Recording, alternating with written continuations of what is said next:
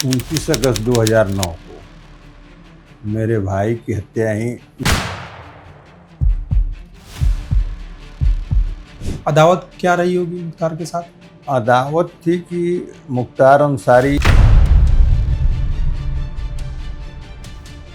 एक बार क्या किया मुख्तार की, कुछ ठेकेदारों ने हिम्मत करके विरोध शुरू कर दिया और उस समय वो कलेक्ट्रेट में था। फिर यहाँ से फ़ोन चला गया, आया गाड़ी से दौड़ा के जितने ठेकेदार थे सारे ठेकेदारों को मारना, जिसको जहाँ मिले सब लोग भगे गिरते पड़ते। एक पत्रकार थे द्वारिका प्रसाद गुप्ता जी, खड़ा होकर वहीं थे, संयोग से उन्होंने कहा भाई ऐसा क्यों कर रहे हो आप, विधायक को आपको शोभा देता है कि ठेकेदारों को मार रहे हो, लड़कों को दौड़ा के मार रहे हो, क्या है बहुत बोल रहा है, इसको गिला दो गाड़ी में। कृष्णानंद राय की 2006 में हत्या करवाई, जेल से ही रहकर मेरे भाई साहब की हत्या करवाई, जेल से ही रहकर उस गवाह और सुरक्षाकर्मी जो सिपाही थे सतीश कुमार दलित समाज से थे, उनकी हत्या करवाई। मुख्तार गाजीपुर जेल में था, जो उसकी जमानत हुई। मायावती जी मुख्यमंत्री थी, बनारस में रैली रखी गई, या जेल से निकला, जमानत उसकी हो गई थी, तय था दूसरे दिन रैली होगी, गया और वहीं मायावती जी ने इसको Y+ सुरक्षा की दे दी। बोला जाता है कि इनका पूरा परिवार जो है वो देशभक्तों का परिवार है। तो लेकिन कृष्णानंद राय की हत्या हो गई। वो बेचारे बचाव में ही थे कि हम अपराधी तो थे नहीं, बचाव में अपने थे। उस दिन संयोग से बुलेट प्रूफ गाड़ी उनकी जानी तो पुलिया टूटी थी, हुआ कि तो गाड़ी निकल नहीं पाएगी, तो सामान्य गाड़ियों से निकल गए और लोग पहले से घात लगाए थे, सेटिंग थी, मार दिया। कहा जाता है कि उसमें AK-47 का भी प्रयोग किया गया था। बता तो रहे हैं कि 400 AK-47 के खाली खोखे मिले थे। इनके नाना जिनको बताते हैं, आप भी अभी गूगल खोलिए, उठा के देख लीजिए, ब्रिगेडियर उस्मान जी को, उन्होंने देश हित के लिए उन्होंने अपनी शादी ही नहीं की, तो नाना कैसे हुए? कि MZ अंसारी या ZM अंसारी करके जो उनका कॉलेज है, उसको इन लोगों ने खुद कब्जा कर रखा है। हामिद अंसारी के कॉलेज को? हाँ, ये उसरी में गोली चली थी, उसरी चट्टी कांड, जो उसरी चट्टी कांड में कृष्णानंद राय। हाँ, वहाँ इनका लोग बताते हैं कि पैजामा खराब हो गया था, घर से चेंज करके कोतवाली में गए थे तैयार करने। 4 साल तक पेशियों पर मुख्तार नहीं आया है, और मैं 4 साल इसी मकान में जिसमें आप बैठे इतने दूर में मैं रह गया। केवल मैं जाता था जिस दिन गवाह 14 में एक जज साहब फैसला देने जा रहे थे, हथकड़ी मंगा ली गई, वहाँ सारे लोग को बुला लिए गए, केवल मुख्तार नहीं आया था। आदेश होने वाला था, उनका चपरासी आया, उनको बुलाया, जज साहब अंदर गए कमरे में, फिर निकले ही नहीं, फाइल को उन्होंने से आदेश हुआ। जब CBI आती यहाँ जांच करने, तो CBI ने लिख कर दिया कि हम उत्तर प्रदेश में सुरक्षित नहीं, हम उत्तर प्रदेश में जांच नहीं करेंगे, मुकदमा नहीं यहाँ देखा जाएगा। इस गली में जिसमें आप आए कोई आता नहीं था डर के मारे। तो आदिल आफ्ताब नाम था जो जज साहब थे, आदिल आफ्ताब। हाँ, मुस्लिम जज। हाँ, उन्होंने मुख्तार को बचाने में 120 भी, चूंकि मुख्तार 120 भी के मुलजिम थे, मुख्तार को बचाने में सारे 120 वालों को छोड़ दिए।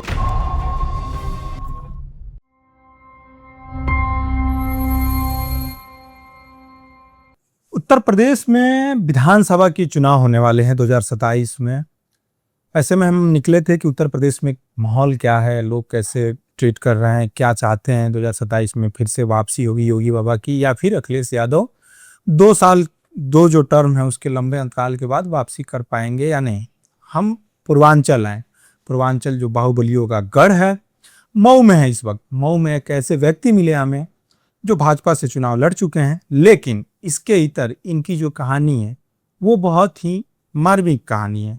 मार्मिक इसलिए कि इन्होंने अपने भाई को खोया। पूर्वांचल, जब हमने कहा कि बाहुबलियों का पूरा गढ़ है, यहाँ एक से बढ़ के एक बाहुबली आए, कई सारी माफियाओं का खौफ रहा, कई सारे माफिया यहाँ से मिट्टी में मिले भी और मिट्टी से निकले भी। ऐसे में एक और बाहुबली और माफिया का नाम आता है मुख्तार अंसारी। मुख्तार अंसारी ने 2009 में इनकी भाई की हत्या की थी। हत्या के बाद एकमात्र गवाह गनर, उसकी भी हत्या कर दी गई थी। ये पूरी कहानी कैसे रची गई, कैसे इसकी षड्यंत्र रची गई, पूरी कहानी तफ्तीश से बैठ के आराम से हम आपको बताएंगे। हमारे साथ हैं डॉक्टर अशोक सिंह, जो मऊ सदर सीट से 2022 के चुनाव लड़े थे और आजादी के बाद से लेकर अब तक मऊ सदर सीट से सबसे अधिक वोट पाने वाले पहले नेता बने, बीजेपी की तरफ से पहले नेता बने। ठीक सर, स्वागत है आपका। धन्यवाद। हम जब आप बता रहे थे कि आपकी कहानी बड़ी मार्मिक है, आप अपने भाई को खोया और तमाम चीजें, मुख्तार अंसारी के साथ बहुत लंबी अदावत रही उनकी, है ना, इनकी हत्या हुई। मैं गलत कहीं रहूंगा तो आप मुझे करेक्ट कर सकते हैं। ठीक, तो बताएंगे कि पूरा स्टोरी बेस स्टार्टिंग से कि कैसे क्या बता दिया डॉक्टर अशोक सिंह, तो मैं डॉक्टर नहीं हूँ पहली बार। ठीक, अशोक सिंह ये 29 अगस्त 2009 को मेरे भाई की हत्या ही यूनियन बैंक, आप इधर से आए होंगे तो बगल में यूनियन बैंक है जी, वहीं अपने ट्रकों का हिसाब ले रहे थे ड्राइवरों, मऊ में यहीं बगल में। और उसी समय पहले से लोग घात लगाए थे, मुख्तार ने गुंडों को भेजा था, उन लोगों ने गोली चला दी। उसमें 3 लोगों को गोली लगी, भाई साहब को लगी, ऑन स्पॉट डेथ हो गई।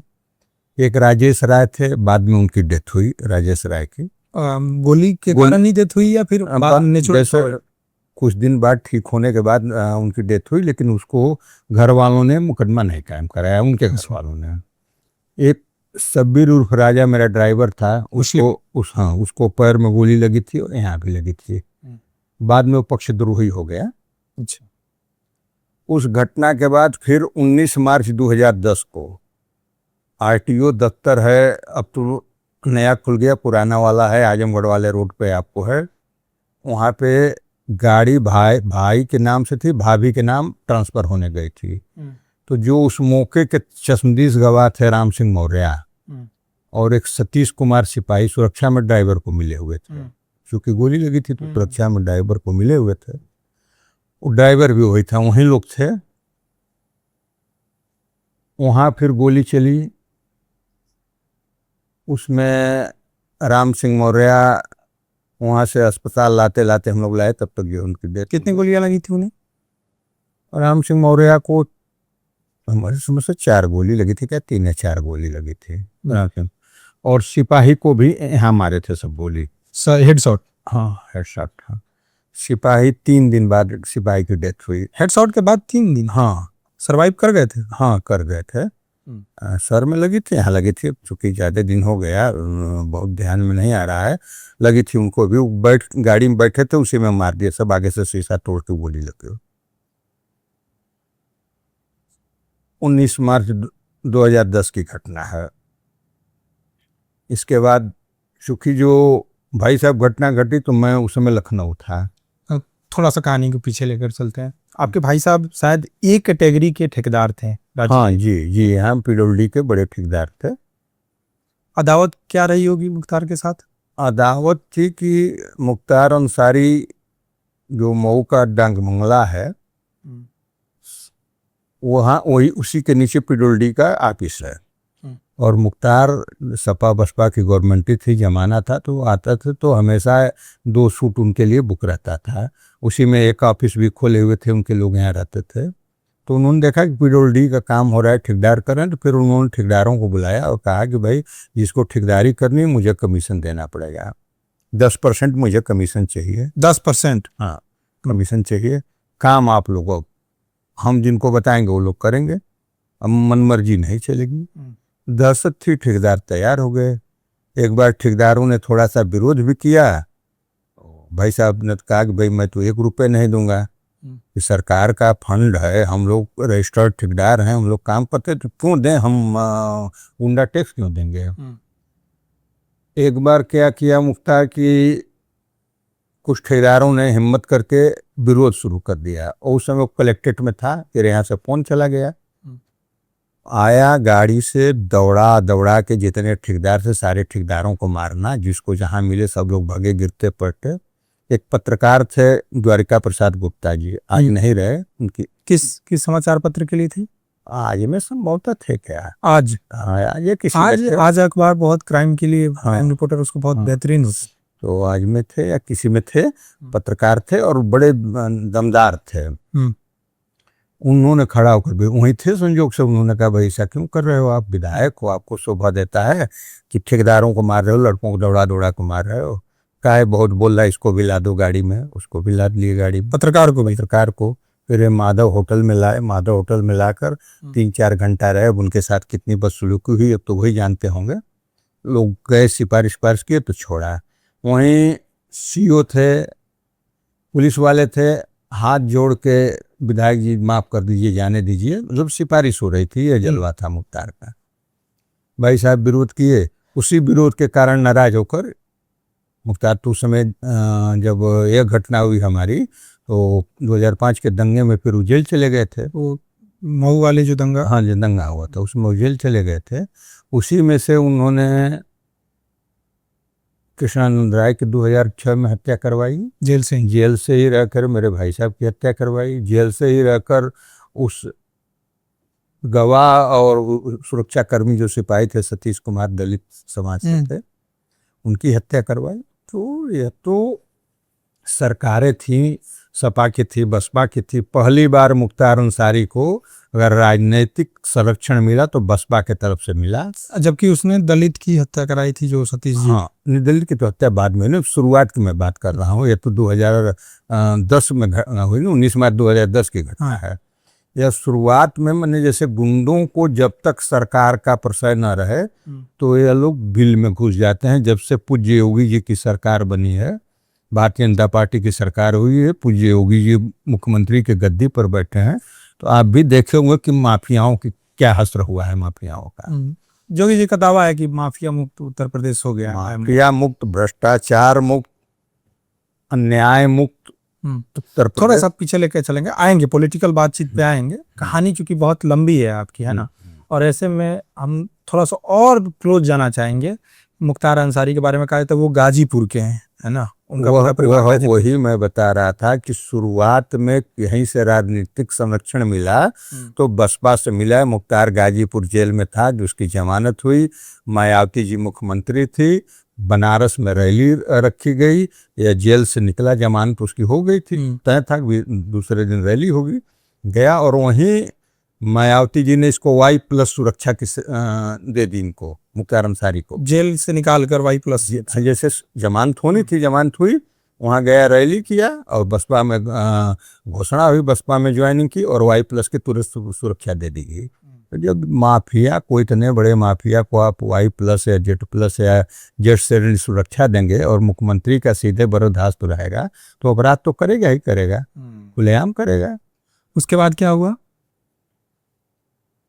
उसके बाद फिर जैसे मान लीजिए 96 में पहला चुनाव लड़े थे।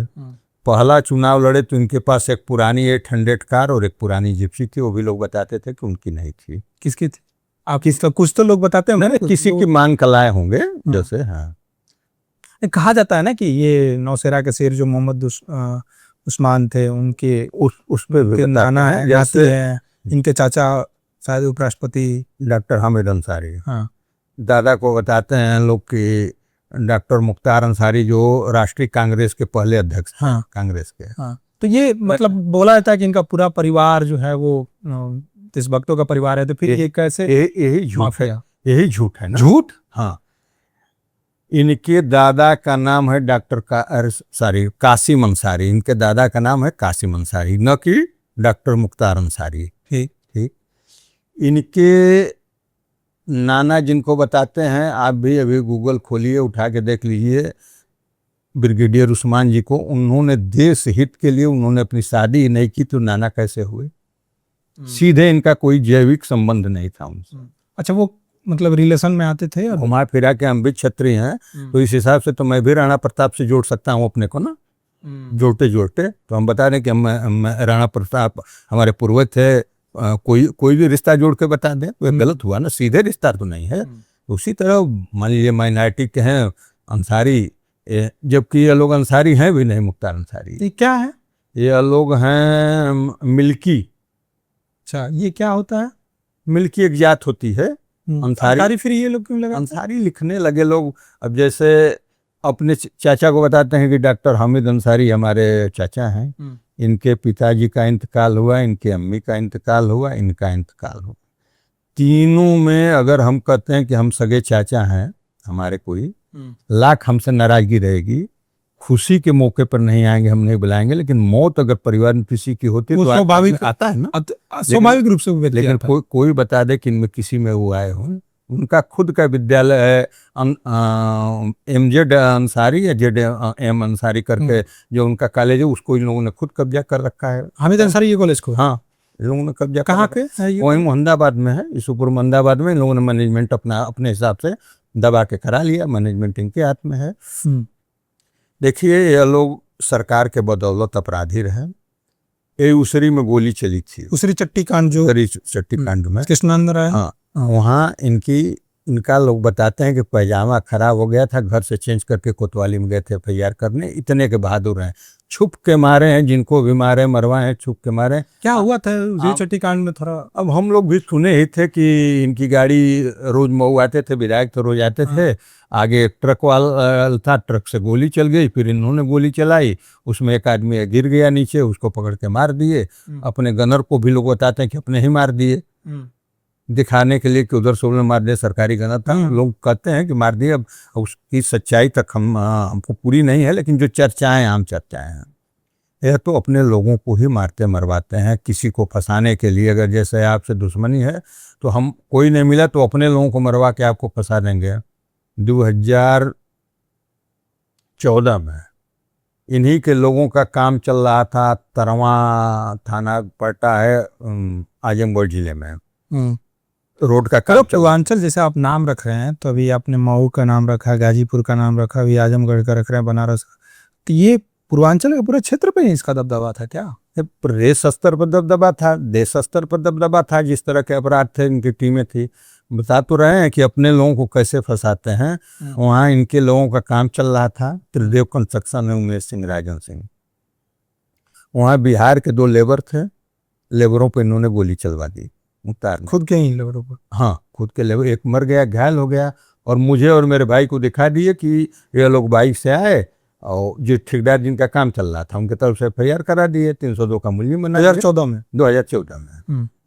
आप कितने भाई हैं? ये थोड़ा सा दर्शकों को क्लियर हो जाए कि आप भाई की मृत्यु हो चुकी है। हाँ, वो हमारे बड़े पिताजी के लड़के थे। हमारे पिताजी 6 भाई थे, मैं अकेले हूँ। ठीक, वो हमारे सगे बड़े पिताजी के लड़के थे। ठीक, ज्वाइंट फैमिली हम लोगों की रही है। अभी भी है? अभी भी है। जैसे लोग अलग अलग अपना धंधा बिजनेस करते हैं, लेकिन गांव पे कोई बात हो, कोई मरना हो, जीना हो, शादी हो, ब्याह हो, सब लोग एक साथ बैठ कर तय करके कर लेते हैं। परिवार में अभी एक था? हाँ जी, पूरी तरह है। तो फिर क्या हुआ आप लोगों पे? तो हो गया। आनंददेव तिवारी साहब वहाँ SSP आजमगढ़ थे, उन्होंने विवेचना कराई। विवेचना में निकला कि जो दिखा रहा है कि हमारे ऊपर गोली चली है, वो व्यक्ति घटनास्थल से 24-25 किलोमीटर दूर है। जिनको गोली चलाना दिखाया जा रहा है, हमको और भाई को, उन लोगों का लोकेशन, हमारे सुरक्षा कर्मी का, हमारे ड्राइवर का, सब लोकेशन घर पे मिल रहा है, घटनास्थल से 40 किलोमीटर दूर। तो हो गया कि भाई ये तो कार्ड है, जैसे वो तो उसमें पुलिस ने फिर कप्तान साहब ने विवेचना करवा के मेरा और भाई का नाम निकलवा के फिर जिन लोगों ने FIR कराया था उनको जेल भेजा, और मुख्तार जेल में थे तो 120B के मुलजिम हो गया।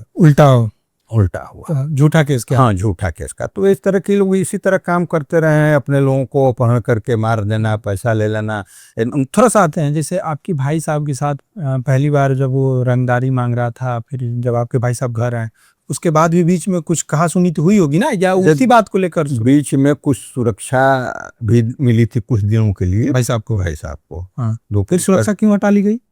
प्रशासन ने कहा, उनकी सरकार थी, चाहे जो अच्छा, कर ले। हाँ, सुरक्षा हटने के बाद उनकी हत्या हुई थी? हाँ, तो फिर एक गनर भी थे ना वहाँ उनके साथ? प्राइवेट गनर थे या? नहीं, गनर कोई नहीं थे। वो राजेश राय थे, राइफल लेकर जो है वो साथ थे। उनको भी गोली लग गई, वो गाड़ी में बैठे थे। चूंकि गाड़ी में बैठ के लोग हिसाब किताब कर रहे थे, तो उसी में लग गए।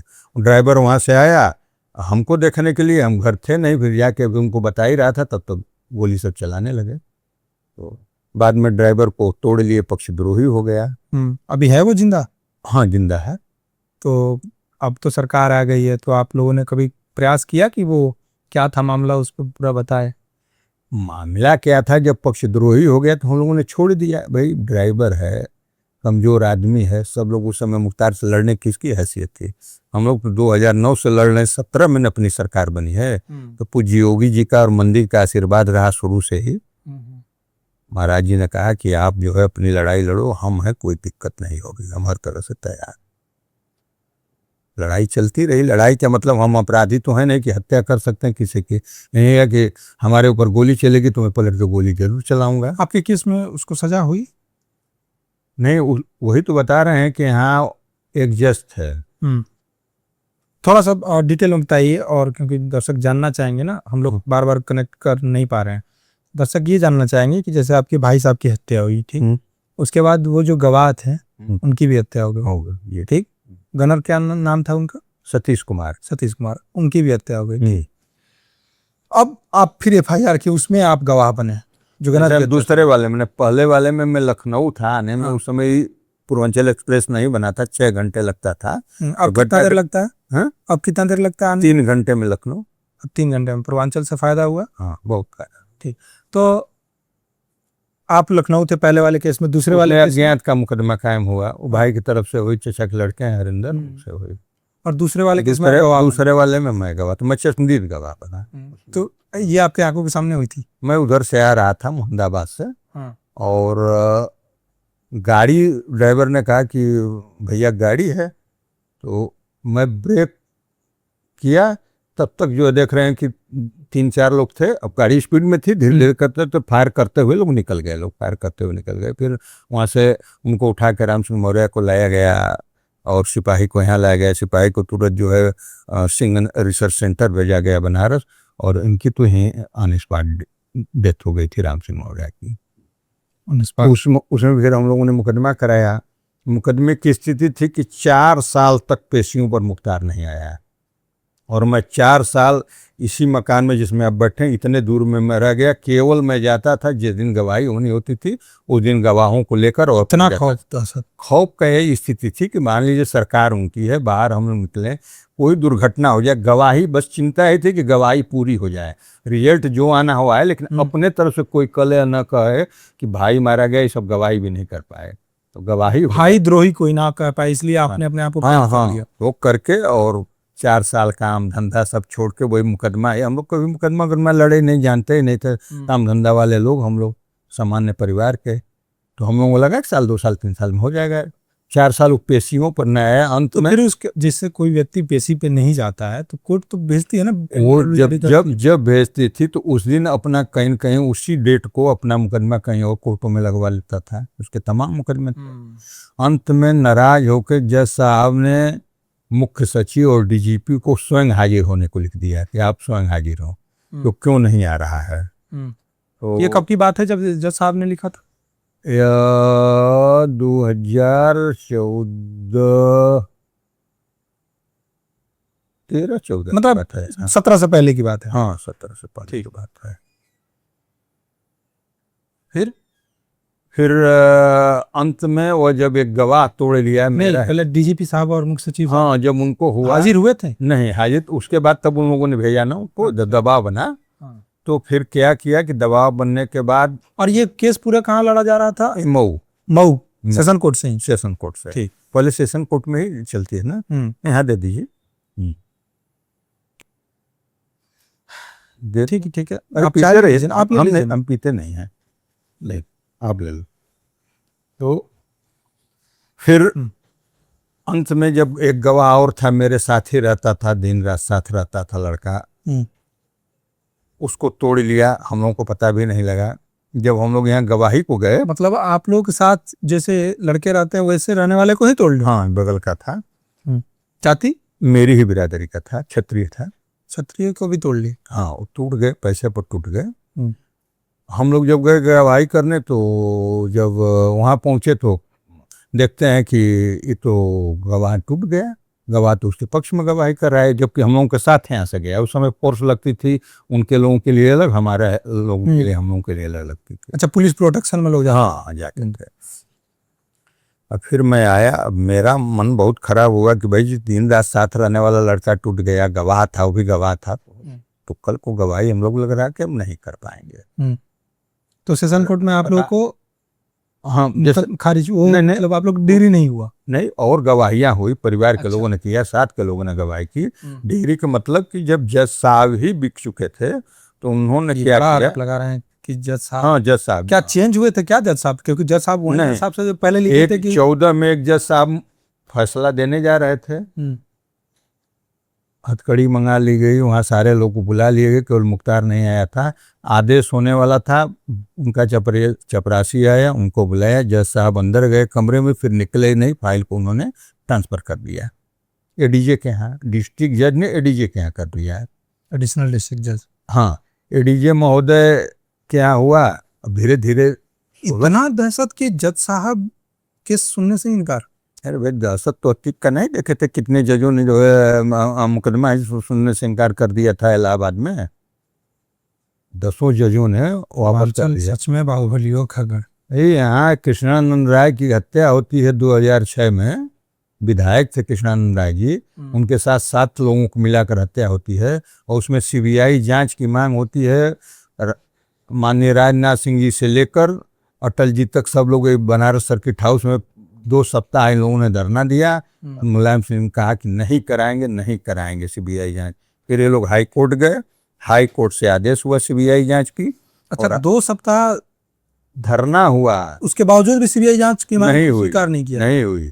फिर हाई कोर्ट से आदेश हुआ, जब सीबीआई आती है यहाँ जांच करने, तो सीबीआई ने लिख कर दिया कि हम उत्तर प्रदेश में सुरक्षित नहीं, हम उत्तर प्रदेश में जांच नहीं करेंगे, मुकदमा नहीं यहाँ देखा जाएगा, इसकी मुकदमा ही जो ट्रांसफ़र कर दिया जाए उत्तर प्रदेश से बाहर, तो दिल्ली गया।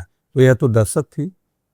अब हम कैसे लड़े हैं, इस गली में जिसमें आप आए कोई आता नहीं था डर के मारे उस समय 2009-10 में, कि किसी को देख ले तो उनके लोग कहेंगे कि वो गया था तो मरवा दें, यह स्थितियाँ थी।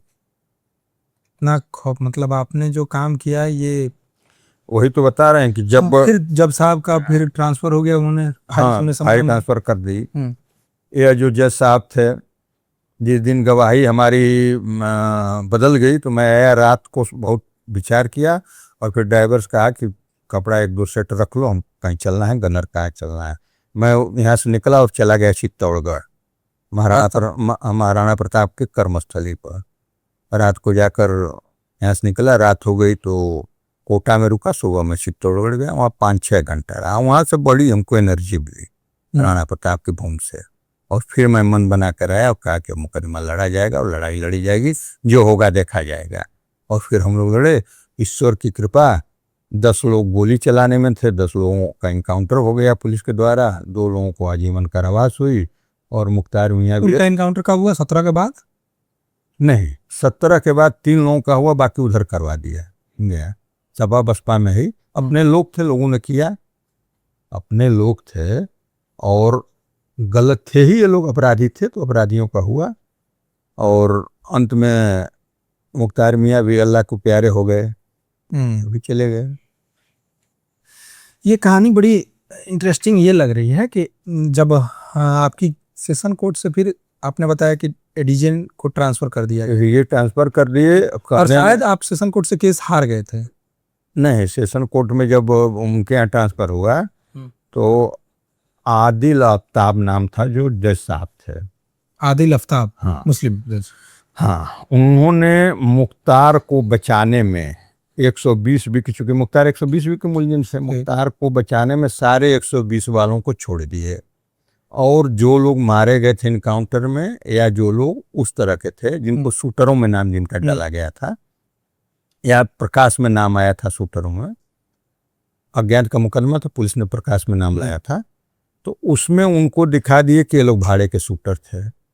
तो हुआ कि भाई ठीक है, अगर वो भाड़े के शूटर थे तो उनको भाड़ा दिया किसने, हायर किया किसने? हम कह रहे हैं मुख्तार ने नहीं किया, किसी तीसरे ने किया, चौथे ने किया, तो नाम तो आना चाहिए कि किसका हुआ। यही हाल कृष्णानंद राय जी की में हुई कि भाई 7 लोग मारे गए, और सीबीआई कोर्ट ने सब कुछ छोड़ दिया, सब कुछ छोड़ दिया, तो आखिर वो लोग अपने से तो मरे नहीं। 400 वहाँ बुलेट के खोखे मिले थे AK-47 के, और 67 बुलेट इनके शरीर में लगी थी। कृष्णानंद राय चट्टी ना, नहीं, उसरी चट्टी नहीं, वो वहाँ हुआ था, उनके गांव के पास में हुआ था कृष्णानंद राय जी के। उसरी चट्टी पे तो मुख्तार पे गोली चली। कृष्णानंद राय जी जो विधायक थे मोहम्मदाबाद के, और दुश्मनी क्या थी? दुश्मनी यही थी कि इनके भाई चुनाव हरवा दिए थे। अब गुंडे हैं, अपराधी, इनको बर्दाश्त नहीं होता है। अहमदाबाद तो भूमिहारों का बहुल विधानसभा है ना, भूमिहार बहुल है ना वहाँ। यार बाहुल्य है, लेकिन अब कृष्णानंद राय की हत्या हो गई। वो बेचारे बचाव में ही थे कि हम अपराधी तो थे नहीं, बचाव में अपने थे। उस दिन संयोग से बुलेट प्रूफ गाड़ी उनकी जानी थी, पुलिया टूटी थी, हुआ कि तो गाड़ी निकल नहीं पाएगी, तो सामान्य गाड़ियों से निकल गए और लोग पहले से घात लगाए थे, सेटिंग थी, मार दिए। कहा जाता है कि उसमें AK-47 का भी प्रयोग किया गया था। बता तो रहे हैं कि 400 AK-47 के खाली खोखे मिले थे, 6-6 7-7 AK-47 चली थी।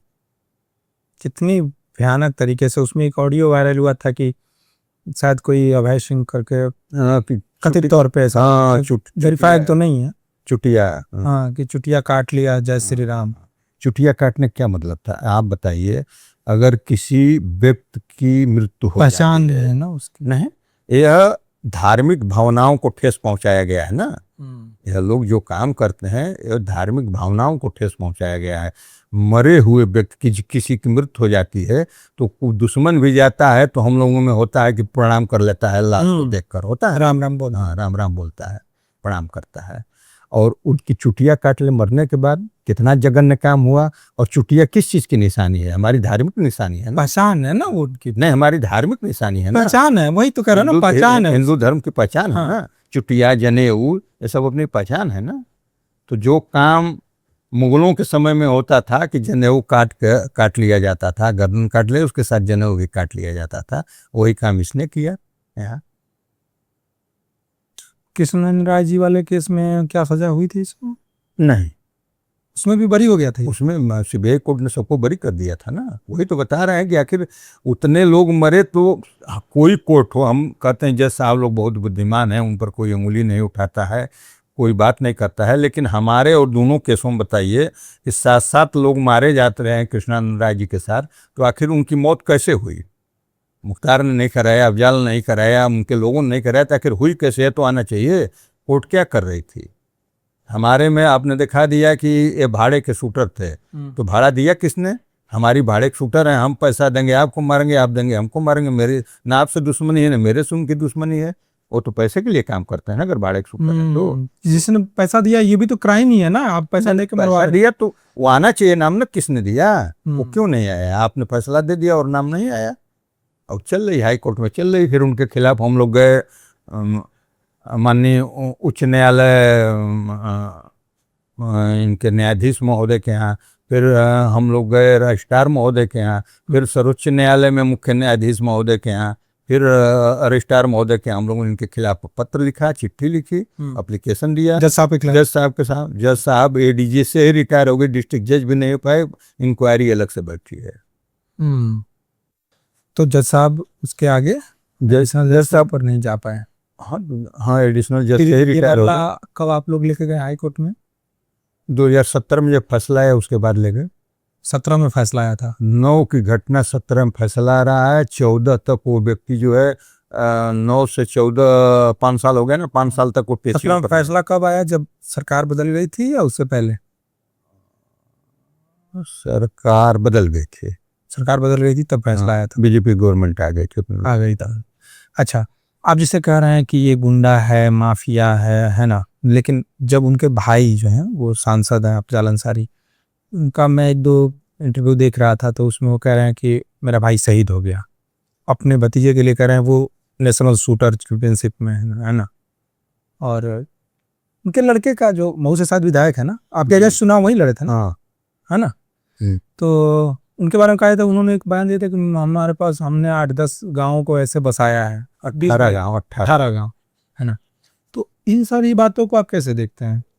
पहली बात कि जो उन्होंने कहा कि मेरा भाई शहीद हो गया, ठीक, अगर मुख्तार जैसे माफिया को शहीद कहेंगे तो चंद्रशेखर आजाद को, भगत सिंह को, अशफाकुल्ला को, ब्रिगेडियर उस्मान को, वीर अब्दुल हमीद को क्या कहेंगे? यह शहीदों का अपमान नहीं है? कहने में शर्म भी नहीं आती इन लोगों को कि वो शहीद हो गया। वो अपराधी था, गुंडा था, अपनी मौत मारा, शहीद क्या हो गया? कहाँ, किस सीमा पर गया था गोली खाने, कि राष्ट्र के लिए कहाँ लड़ा था? वो तो अपराधी था ना, उसको आप शहीद बता रहे हैं। FIR था, कई सारी चीजों में नहीं, उसको आप शहीद बता रहे हो, ये शहीदों का बहुत बड़ा अपमान है ना, इन लोगों की तो यही है। और उनके जो भाई वो कहते हैं ना कि मेरा अब्बास चूंकि जेल में रहे, जो आपके अगेंस्ट चुनाव लड़े थे, उनको हाँ नेशनल शूटर बताते हैं। हाँ। तो नेशनल शूटर हुए कैसे? अभय चौटाला कांग्रेस वाले उधर हरियाणा हरियाणा के, उनके यहाँ इन लोगों का आना जाना था, इनके बेटे वहीं रहते थे और वो शूटिंग के नेशनल चेयरमैन थे। उन्होंने इनको सर्टिफिकेट दिलवा दिया बिना कुछ किए।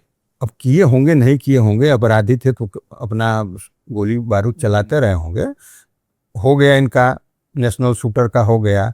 आप बताइए कि कभी कहाँ किस देश में गए, कहाँ खेले, नेशनल खेले, इंटरनेशनल खेले, कौन सा स्वर्ण पदक लाए, कांस्य पदक लाए, ब्रॉन्ज मेडल कोई तो लाए होंगे ना, खेले होंगे तो कहीं तो दिखना चाहिए कि इन लोगों ने लाया। हो सकता है पार्टिसिपेट करने ना गए हो कहीं। हाँ हाँ, तो वही टीम में कहीं गए रहे होंगे, अपना हो गया।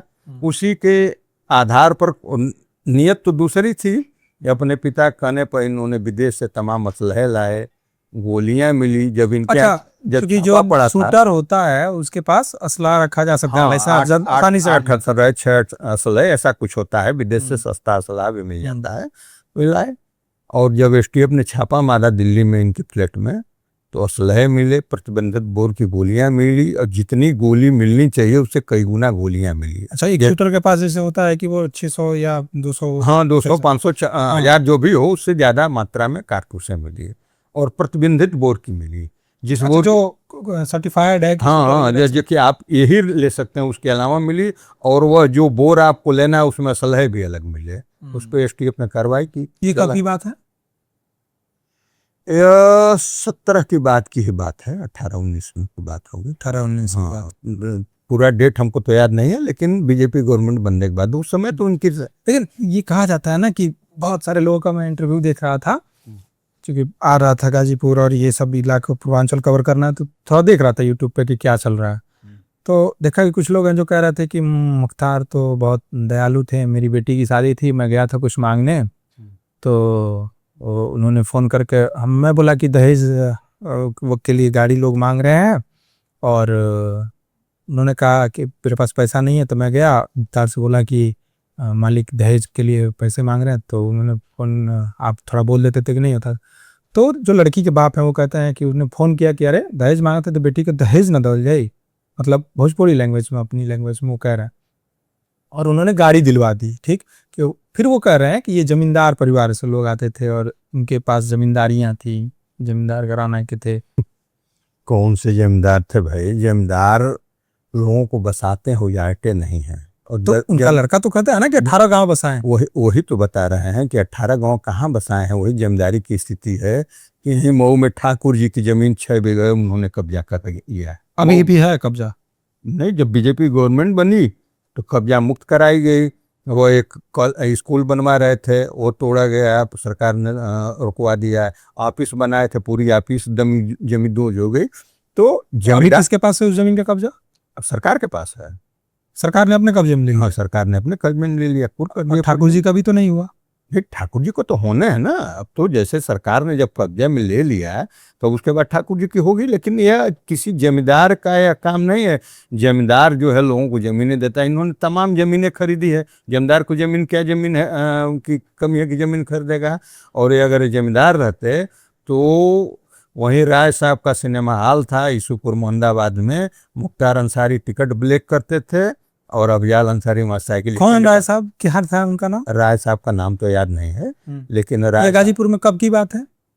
ये उनकी शुरुआत के दिनों की बात है। अभी लोग विधायक सांसद नहीं। ये लोग टिकट ब्लैक में बेचते थे? मुख्तार टिकट ब्लैक करते थे सिनेमा हॉल पर, और वो साइकिल स्टैंड का ठेका लगाते थे। अभियाल अंसारी जमींदार रहते तो उनको साइकिल स्टैंड के ठेका और टिकट ब्लैक करने की जरूरत पड़ती। अचानक इतना ग्रोथ कैसे आया इनकी? जब मुख्तार विधायक हुए हैं 96 में, 95 में होगा, जब मुख्तार विधायक हुए उसके बाद इनके पैसे का, रुतबे का ग्राफ बढ़ता गया। और सरकारें उस तरह की थी, सपा की थी, बसपा की थी, कभी सपा में रहे, कभी बसपा में रहे, कभी कौमी एकता दल बना के लड़े, फिर गठबंधन किए। यह लोग कभी किसी के सगे हुए नहीं। यह अपने स्वार्थ के लिए लोगों को पकड़ते गए, लोगों को छोड़ते गए। और दलें भी ऐसी थी कि लोगों को लेती गई। और सरकार में इनके अतूती बोलता था। हाँ, सरकार में तूती तो हमको तो डर लगना चाहिए था। देखिए, हम छत्री हैं और छत्री जो है, मृत्यु एक दिन सबकी होनी है। वो भी गए, हम भी नहीं, जाएंगे। आपको मतलब जैसे आप कह रहे हैं कि मैं क्षत्रिय हूँ, मैं ये कह रहा हूँ कि जब गवाह पलट जा रहे हैं, सारे लोग पलट जा रहे हैं, सुनिए तो हमारी बात, आप क्यों नहीं पलटे? हमारी बात तो सुनिए कि मैं एक तो मैं छत्री हूँ और शरीर के मर जाने को मृत्यु नहीं मानते हैं छत्री, जमीर को मर जाने को हम मृत्यु मानते हैं। तो मेरे भाई की हत्या हुई है, मैं मुकदमा भी न लड़ सकूं, कहीं भी आप इंसान हैं, कहीं भी कोई अन्याय अत्याचार हो रहा है उसका आप प्रतिकार नहीं करते हैं तो आप इंसान कहलाने के लायक नहीं है। और मेरे तो भाई की हत्या हुई थी, तो मैं मुकदमा भी न लड़ूं, कानूनी लड़ाई भी न लड़ूं, ये कैसे हो सकता है? मरना एक दिन सबको है, एक दिन हमको भी मरना है, एक दिन उनको भी मरना है। अमर होकर तो कोई आया नहीं है कि जय दिन जीना है, इज्जत सम्मान के साथ जीना है। और अपनी अगर सम्मान की लड़ाई है, भाई की हत्या हुई है, उसमें हम ना कानूनी लड़ाई लड़े, ना हम ना खड़ा हों, तो कौन खड़ा होगा? और जितने लोगों की मुख्तार ने आज तक हत्या की है, अगर सब लोग उसमें से 2-4 लोग केवल एक कानूनी लड़ाई लड़ने के लिए खड़ा हो गए होते, कभी मुख्तार को फांसी हो गई होती, यहाँ तक बात आगे ही नहीं बढ़ी। लेकिन सवाल ये है ना कि जब गवाह लड़ रहे हैं, गवाह जा रहे हैं, तो उनको या तो गोली मार दिया जा रहा है या फिर उनके साथ उनको सबटाज कर लिया जा रहा है, मिला लिया जा रहा है, फिर कौन खड़ा होगा? भाई खड़ा तो होना ही पड़ेगा ना। आप चलिए, आपके पास पैसा था, बाहुबल नहीं, हमारे पास न पैसा था न बाहुबल था, हम लोग सामान्य परिवार से आते थे, कहीं बाहुबली हम लोग नहीं थे, ना हमारे पास पैसा था। नहीं, आपके भाई तो एक ग्रेड ठेकेदार। अरे भाई ठेकेदार थे तो ठेकेदार थे, तो इतने बड़े ठेकेदार नहीं थे कि अरबों खरबों था, काम धाम चलता रहा, बड़ा परिवार रहा, उसी में चलता रहा। वैसा ये ग्रेड का ठेकेदार का मतलब थोड़े होता है कि वो टाटा बिरला डालमिया हो गया। तमाम एक ग्रेड के ठेकेदार हैं लोग, एक दो थोड़े हैं। देखिए तो उठा के देखिए, तमाम लोगों की लिस्ट पड़ी हुई है। चुनाव लड़े आप? जी। हार गए? जी। कि लगभग 30-35 हजार का अंतर रहा। हाँ। क्यों चुनाव हार गए? चुनाव के समीकरण होते हैं, समीकरण नहीं बने। यहाँ माइनॉरिटी की संख्या ज़्यादा रही है और ओम प्रकाश राजभर जो उस समय 17 में हम लोगों के साथ थे, 22 में उन्हीं के दल से अब्बास लड़े थे, तो सपा और वो दोनों लोग मिल के लड़े थे। यहाँ राजभरों की संख्या ज़्यादा है क्या आपके विधानसभा में? ठीक ठाक है। इस बार तो आपके साथ हैं? इस बार तो हमारे साथ हैं। तो क्या लग रहा है, 27 में टिकट मिलेगी? अब ये तो पार्टी का काम है ना, ये काम हमारा तो है नहीं। हम तो आपने तो अपनी दावेदारी प्रस्तुत कर दिया ना, सबसे अधिक वोट लाकर। दावेदारी तो प्रस्तुत करेंगे ही है, चुनाव लड़े हैं तो हम टिकट तो मांगेंगे ही। बाकी काम पार्टी का, पार्टी अगर हमको बेहतर समझेगी हमको लड़ाएगी, किसी दूसरे को दोगी उसी पूरी ताकत के साथ उसके साथ हम लोग रहेंगे। क्या बोल के जाएंगे आप मऊ विधानसभा की जनता के पास? मऊ सदर जो सीट है, 30 साल हो गए, या 27 आएगी, 25 साल मुख्तार रहे 5 बार, एक बार उनका बेटा रहा है। एक काम कोई बता दे कि यह बड़ा काम, छोटा काम मुख्तार ने कराया है या उनके बेटे ने कराया है? मुख्तार 2005-06 से जेल में रहे, इनका बेटा भी आया, कुछ दिन रहा, फिर अपने हरकतों से जेल चला गया। आप बताइए, किसी राजनेता की यह भाषा होती है कि भैया से बात हो गई है, किसी का ट्रांसफर पोस्टिंग नहीं होने दिया जाएगा, यहीं रोक कर हिसाब किया जाएगा? अधिकारियों को धमका रहे थे 2022 के चुनाव में। हाँ, उनका एक अब्बास आया था, उसमें तैयार हुआ था। तो जैसे जनता ने भी देखा, 1 बार 2 बार 3 बार 4 बार 5 बार सरकारें थी, सपा बसपा की थी, दबाव था, दबंगई थी, कब्जा हो जाता था, पैसे से ले लेते थे, डरवा के लोग ले लेते थे। इन 22 वाला चुनाव जो हुआ वह भारतीय जनता पार्टी की सरकार थी, नया नया लड़का आया था, विदेशों में पढ़ा था, लोग बताते थे, तो लोगों को लगा कि वही हो सकता है कि इसमें कुछ बदलाव हो। आज माइनॉरिटी में भी जाकर पूछेंगे तो बहुत असंतोष है उन लोगों के प्रति। माइनॉरिटी आपके साथ खड़ा हो रही है क्या? नहीं, माइनॉरिटी ने पिछली बार भी हमको कुछ वोट किया था, ऐसा नहीं कि नहीं किया था, कुछ वोट हमको मिला था। कहा जाता है कि मुख्तार जब बाहुबली थे तो उसने मतलब क्या माइनॉरिटी को साथ दिया था, माइनॉरिटी के साथ दिया था मुसलमानों का, या फिर सबका शोषण के साथ यही दिया था कि हर साल दंगे होते थे। हाँ, तो दंगे से बात याद आया, मैं आपसे इंटरव्यू के लिए जब रिक्वेस्ट किया था तो मैं सोचा क्यों ना मऊ को थोड़ा सा एक्सप्लोर कर लिया जाए। तो इधर कोई गुमटी है रेलवे स्टेशन के उस पार, जहाँ इंटर कॉलेज है, मुस्लिम इंटर कॉलेज है, उधर बाजार है जहाँ दंगे हुए थे। हम लोग ऐसे पूछते पूछते चले गए उधर। मैंने सोचा कि पब्लिक ओपिनियन कर लूँ कि लोगों का रुख क्या है। तो ऑन कैमरा कोई बोलने को तैयार ही नहीं हुआ। लेके जा रहा हूँ कि भैया आप बात करें, नहीं बंद करो भैया कैमरा। हाँ, मैंने पूछा ऐसा क्यों? कैमरा बंद करने के बाद वो कह रहे हैं देख, जो वहाँ के कमजोर, हम लोग को बाजार में रहना है, कल को अगर सरकार चेंज हो गई तो हम लोग तो मारे जाएंगे, फिर यहाँ पे कर्फ्यू लगेगा। तो क्या कर्फ्यू सच में लगता था या फिर लोग वैसे पॉलिटिकल या कार्यकर्ता थे हर से बोल रहे? हर बार लगता था जब त्योहार आने के होते थे तो लोग हिंदू हो मुसलमान हो शहर के सब लोग अपने महीने भर के कम कम राशन की व्यवस्था कर लेते थे कि कर्फ्यू लगेगा, वो घर से बाहर निकल नहीं पाएंगे। उसमें कर्फ्यू में मुख्तार जिप्सी पे बैठ के आप लोगों ने भी देखा हाँ, एक होगा, वीडियो वायरल हुआ था जिससे पीछे बैठे हैं पुलिस वाले हैं और हाँ, लेकर घूम रहे हैं, अपने लोगों का उत्साह बढ़ा रहे हैं, लोग मारकाट मचाए हुए हैं उसमें, तमाम लोग मारे। क्यों हुआ था वो दंगा 2005 वाला? 2005 वाला दंगा हम मुख्तार दंगा भड़काते थे, और क्यों हुआ? ये था जैसा ये भी कहा जाता है कि मुख्तार के जितने भी शूटर हैं या फिर जितने मुन्ना बजरंगी और ये तमाम लोग, ये सब राजपूत समाज से थे ना। और वो यार नहीं, अपराधी कोई जात नहीं होती है, पहली बात। अपराधी मुख्तार की भी आप जाति नहीं मानते हैं कि वो? नहीं, नहीं मानते हैं।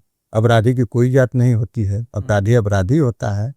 अब यह कि अपने परिवार का हवाला देकर के हमारे घर में पला थे धमका थे, तो अगर मान लीजिए तो थे ही नहीं, पहली बात आप भी जांच करा लीजिएगा। अभी गूगल खोलिए, देखिए कि इनका मुख्तार से क्या सीधे रिश्ता था या इनके नाना लगते थे ब्रिगेडियर, नहीं ब्रिगेडियर। हाँ, अभी खोलिए गूगल, देखिए क्या आता है।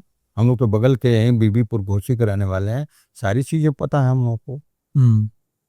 तो जैसे मुख्तार का अपराध सरकार की वजह से बढ़ा, ज्यों बीजेपी की गवर्नमेंट बनती है और उनको पंजाब से यहाँ लाने की जब स्थिति होती है, तो आप लोगों ने भी देखा होगा कि जो मूछों पर ताव देते थे वो घुटनों के बल बैठ गए, व्हील चेयर पकड़ लिए डर के मारे कि यूपी ना आना पड़े। तो ये इतने बड़े बहादुर हैं लोग, बस इतने जान जाइए। तो सिस्टम का जब डंडा पड़ता है तो बड़े बड़े माफिया भी घुटना टेक देते हैं। नहीं तो आखिर आखिर किस चीज के? भाई अगर आप बहादुर हो तो सामना करो ना। आप आरोप तो पिछली गवर्नमेंट पे लगा रहे हैं, अखिलेश यादव की सरकार पे लगा रहे हैं कि हाँ, या मायावती की सरकार पे? एकदम लगा रहे हैं, उन लोगों ने परिचय दिया। अब मुख्यमंत्री थे ना नेताजी मुलायम सिंह जी, अभी नेताजी कह रहे हैं उन्हें। हाँ नेताजी सब लोग कहते थे। हाँ। गए थे अब अतीक अहमद के यहाँ, और आप लोगों ने फोटो देखा था कि कुत्ते से उनके हाथ मिलाए थे। वो तस्वीर थोड़ी सी शर्मनाक है कि अगर प्रदेश जैसे प्रदेश का मुखिया किसी माफिया के कुत्ते से हाथ मिलावे, और क्या कहा जा सकता है उसके आगे? कुछ बचा कहने? अतीक का इतना खौफ था, खौफ रहा या इनका इतना प्यार उनके प्रति रहा माफिया के प्रति? तो ये लोग तो माफिया पसंद सरकारें थी, इसी नाते उन्हें इतना अत्याचार किया, इतना अपराध बढ़ा। आज पूज्य योगी जी मुख्यमंत्री के गद्दी पर हैं, किसी माफिया की औकात नहीं है कि दो बटन खोल के रोड पर चल ले। अब मैं माफिया। चलिए, अब आप योगी जी की बहुत तारीफ कर रहे हैं तो थोड़ा सा मैं आपसे सवाल पूछ लेता हूँ। आप अकेले घूम सकते हैं बिना गनर के?